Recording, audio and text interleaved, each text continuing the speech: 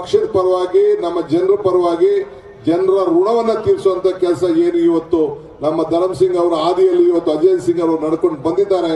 ಅದು ಬಹಳ ಚೆನ್ನಾಗಿ ಉತ್ತಮವಾಗಿ ಕೆಲಸ ಕೂಡ ಮಾಡ್ತಾ ಇದ್ದಾರೆ.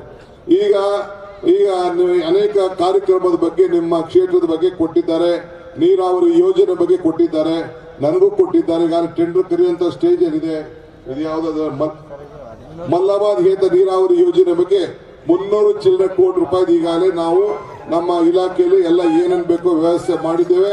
ಹತ್ರ ಬರ್ತಾ ಇದೆ.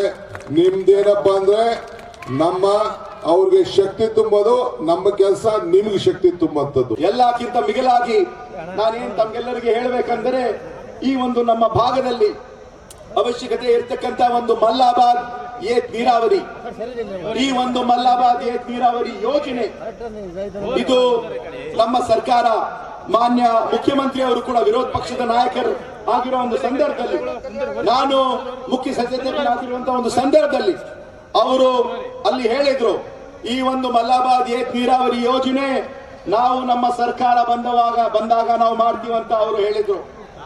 ಈಗಾಗಲೇ ಅದಕ್ಕಾಗಿ ನಮ್ಮ ಮಾನ್ಯ ಉಪಮುಖ್ಯಮಂತ್ರಿ ಅವರು ಅದನ್ನು ಕೂಡ ಬೃಹತ್ ನೀರಾವರಿ ಸಚಿವರಾಗಿರುವಂತಹ ಸನ್ಮಾನ್ಯ ಡಿ ಕೆ ಶಿವಕುಮಾರ್ ಅವರು ಕೂಡ ಅದರ ಮೇಲೆ ಆ ಒಂದು ಪ್ರಕ್ರಿಯೆ ಮುಂದೆ ಬರ್ತಕ್ಕಂಥ ದಿನಗಳಲ್ಲಿ ಅದನ್ನು ಕೂಡ ಆಗ್ತಾ ಇದೆ.